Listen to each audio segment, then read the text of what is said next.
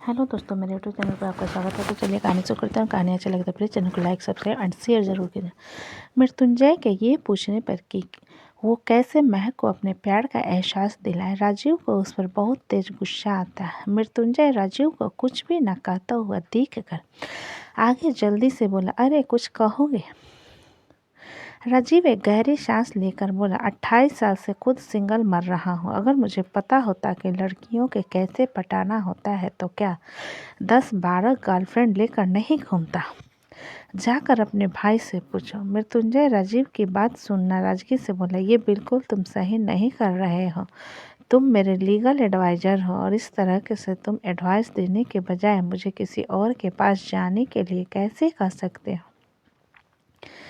राजीव मृत्युंजय के लॉजिक को सुनकर अपने दांत पीस कर बोला, मैं तुम्हारे बिजनेस में लीगल एडवाइज़र हूँ, लव लाइफ में नहीं। गूगल में सर्च कर लो, मिल जाएगा। और मेरा दिमाग मत खराब करो,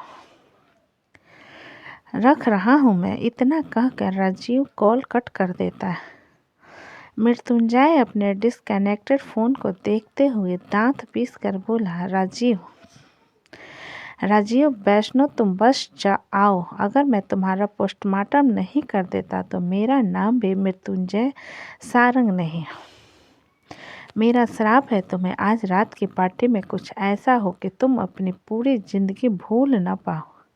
महक, जो कि कब से मृत्युंजय के बरबराने की आवाज़ सुनकर उठ चुकी थी, उसकी तरफ देखते हुए बोली, आप इस वक्त किसे गाली दे रहे हो? महक को जगता हुआ देखकर मृत्युंजय अपना लैपटॉप बंद करते हुए बोला, किसी भी नहीं, चुपचाप सो जाओ। महक उठकर बैठते हुए मृत्युंजय से बोली, आपकी तबीयत खराब है क्या? आप एकदम अजीब बिहेव कर रहे हो। मृत्युंजय उठकर बिस्तर की तरफ आते हुए बोला, अगर मैं तुमसे कोई सवाल करूं तो क्या तुम उसका सही सही जवाब दोगे? महक मृत्युंजय की बात सुन अपना सिर हिलाकर बोली, ये भी कोई पूछने की बात है? आप सवाल कीजिए, मैं उसका बिल्कुल सही सही जवाब दूंगी। मृत्युंजय कुछ देर चुप रहकर बोला, महक, तुम्हें कैसे लड़के पसंद हैं? मतलब classic, good looking, handsome, sexy, body builder या?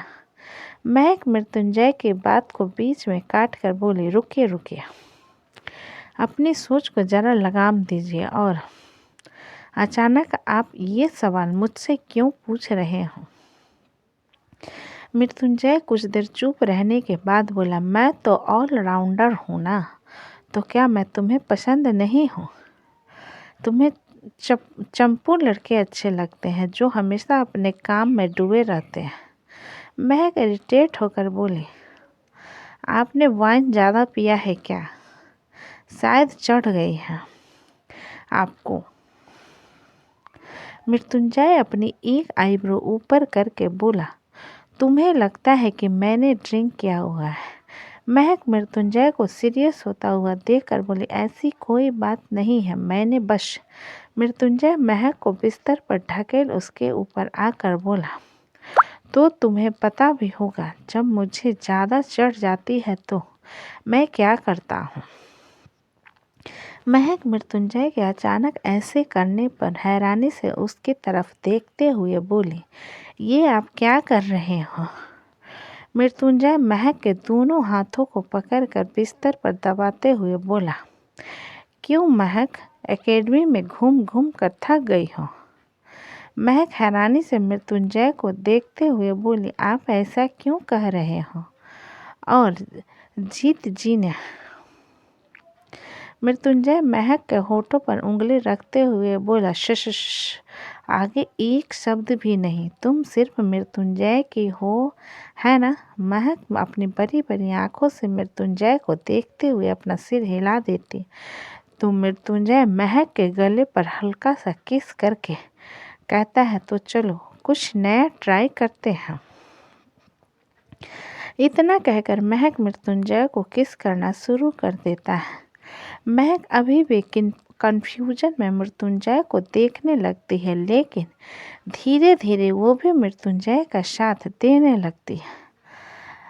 इधर कलिंग क्रश शिप राजीव बड़े बड़े बिजनेसमैन के बीच में बैठा उन सब से बातें कर रहा था। उसके हाथ में वाइन की ग्लास थी जिसे वो धीरे धीरे पी भी रहा था। राजीव के सामने बैठा उसका एक क्लाइंट मुस्कुराते हुए बोला, मिस्टर वैष्णव, क्या आपने शादी के बारे में नहीं सोचा है?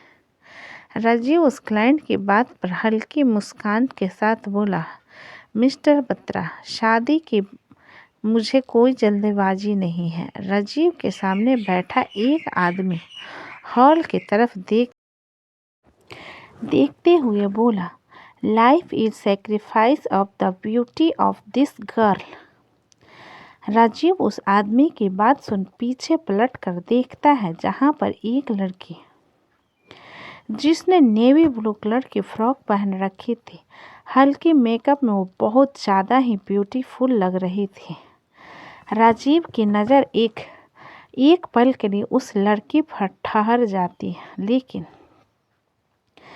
जब राजीव उस लड़की के नज़रों को फॉलो करता है तब राजीव उस लड़की को इग्नोर कर देता है क्योंकि वो लड़की किसी और आदमी को देख रही थी।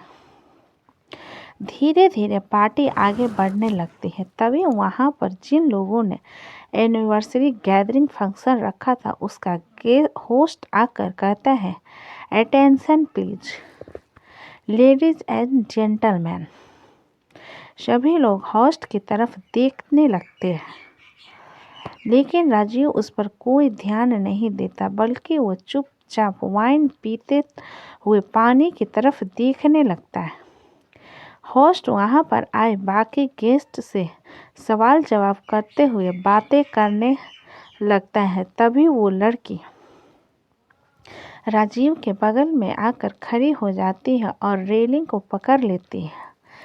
राजीव अचानक उस लड़की के आने पर उसकी तरफ एक नज़र देखता है और फिर से वाइन पीने के लिए उठता है कि वो लड़की उसके हाथ से वाइन छीन कर पी लेती है। राजीव अचानक उस लड़की की हरकत पर हैरानी से उसकी तरफ देखता है। उस लड़की की आंखें गुलाबी रंग की थी, उसका गोरा रंग, उसकी उम्र करीब 23 साल थी। राजीव हैरानी से सोच की तरफ देखते हुए बोला, मिस आर यू ओके? वो लड़की अपनी आंखों में नमी लिए राजीव की तरफ देखती है और बार काउंटर की तरफ चली जाती है। राजीव इधर उधर अपनी नज़रें घुमाता है तो जिस लड़के को कुछ देर पहले वो लड़की देख रही थी वो लड़का किसी और लड़की के साथ फ्लर्ट करते हुए किस कर रहा था। राजीव को सारा माजरा समझ आ जाता है। राजीव उस लड़की की तरफ देखता है और उसके पीछे बार काउंटर की तरफ आ जाता है। उसका इंटेंशन बस उस लड़की को सही सलामत उसके कमरे तक पहुंचाना था, क्योंकि वो लड़की पहले से ही नशे में थी और ज़्यादा पीने से हंगामा हो सकता था। अगली सुबह सारंग बिल्ला में मृत्युंजय की नींद धीरे धीरे खुलती है। मृत्युंजय अपने बगल में हाथ फेरता है, लेकिन वहाँ पर महक नहीं थी। मृत्युंजय तुरंत उठकर बैठ जाता है। मृत्युंजय इधर उधर देखने लगता है। उसकी नज़र बिस्तर पर चूड़ियों पर जाती है जिससे रात को अग्रेसिवनेस के कारण मृत्युंजय निकाल कर फेंक दिया था। मृत्युंजय चूड़ियों को देखते हुए खुद से बोला, क्या वो मुझसे नाराज होकर चली गई? लेकिन ऐसे कैसे? इतना सोचते हुए मृत्युंजय इधर उधर देखते हुए आवाज़ लगाता है, महक महक कहाँ हो तुम? लेकिन मृत्युंजय को जवाब में कुछ भी नहीं मिलता। मृत्युंजय बिस्तर से उतर सीधा बाथरूम की तरफ चला जाता है। कुछ देर में वो जल्दी फ्रेश होकर बाहर आता है और सीधा कमरे से बाहर आ जाता है। मृत्युंजय नीचे आकर वैशाली की तरफ देखते हुए बोला, वैशाली, महक कहाँ है? वैशाली गाजर खाते हुए मृत्युंजय से बोली, दीदी, वो तो अपना काम करके एकेडमी चले गए, आपको नहीं पता का? मृत्युंजय अपनी बात को सुधारते हुए बोला, हाँ उसने कल रात को बात की थी, लेकिन मुझे लगा नहीं था कि वो इतना जल्दी चले जाएंगे। वैशाली मृत्युंजय का सामने आकर उसे देखते हुए बोली, हमको तो कुछ डाउट जा रहा है। अमृत पीछे से आकर वैशाली को अपनी तरफ खींचकर बोला, तुम्हारा पति मैं हूँ, तुम मेरे ज़्यादा करीब हो, मेरे भाई के नहीं। वैशाली अमृत के हाथ को हटाकर बोली, हमको तो तुम्हारे क्लोजी होना भी पसंद नहीं है। अमृत वैशाली की बात सुनकर बोला, आज रात को हम दोनों मेरी एक केस सॉल्व होने की खुशी में पार्टी में जा रहा हूँ, क्योंकि जो क्लाइंट काफ़ी वक्त से एक ज़मीन के लिए केस लड़ रहा था वो उसे मिल गया है और उसने तुम्हें और मुझे इनवाइट किया। वैशाली अमृत की तरफ देखते हुए बोली, अच्छा तो तुम अपनी छम्मक छल्लो को काहे लेकर नहीं जाते? अमृत अपनी आंखें छोटी करके बोला, बीबी तुम हो या फिर खुशहाली? वैशाली अपने कमर पर हाथ रख कर बोली, लुगाई तो हम ही हैं, लेकिन हमने अच्छे से देखा है आप अभी भी वही छम्मक छल्लों के साथ काम करत हो, कहीं हमको धोखा तो नहीं दे रहे हो है ना? अमृत कुछ देर सोचने की एक्टिंग करके बोला, वैसे ख्याल बुरा नहीं है। वैशाली झट से प्लेट उठाकर अमृत को धमकाते हुए बोली, कहा फिर से कहो।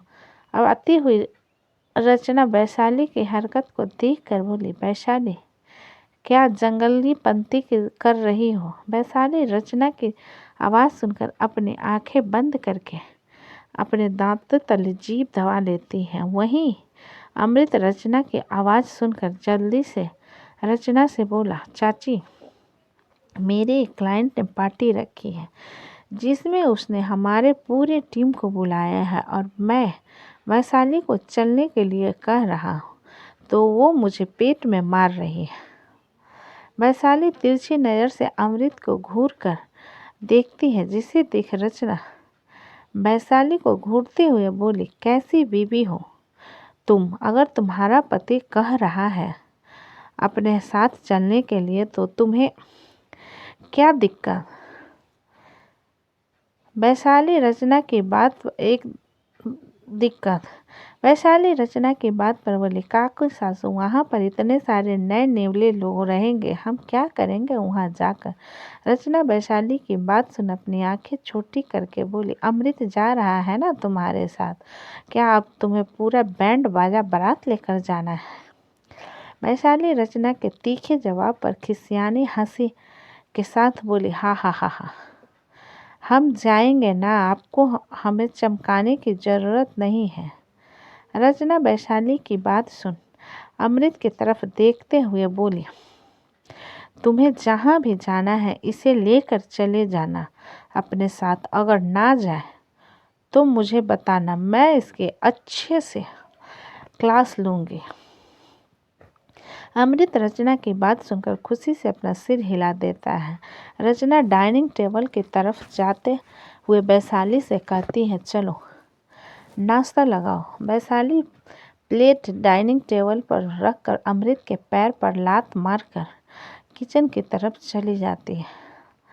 अमृत अपने पैर को सहलाते हुए इरिटेशन में बोला, सच में चुड़ैल है। ये कहते हुए अमृत मृत्युंजय की तरफ देखता है जो कि वहाँ से पहले ही गायब हो चुका था। अमृत मृत्युंजय को गायब देखकर खुद से बोला, अजीब आदमी है ये, कहाँ गायब हो गया? फिर अपने ख्यालों को झटकते हुए अमृत डाइनिंग टेबल की तरफ चला जाता है। तो दोस्तों कहानी कैसी लगी मुझे कमेंट में अच्छी लगी हो तो प्लीज़ चैनल को लाइक करें, सब्सक्राइब करें और हो सके तो ज़्यादा से ज़्यादा शेयर करें।